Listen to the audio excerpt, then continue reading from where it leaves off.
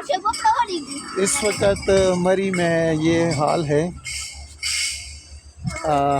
GPO चौक कहलाता है इसके नीचे, और ये बादल आपको नज़र आ रहे हैं।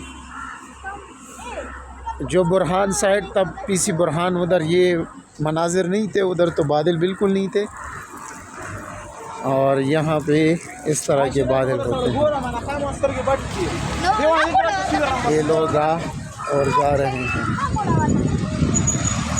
ये आप देख सकते हैं इस वक्त के मनाजिर मरी के। ये वो जगह है जब आप टॉप पे पहुंच जाते हैं तो यहाँ तकरीबन, जब भी मैं आया हूँ यहाँ पर बादल होते हैं, हमेशा यहाँ पे बादल होते हैं। किसी भी टाइम आप आएंगे तो यहाँ बादल होते हैं।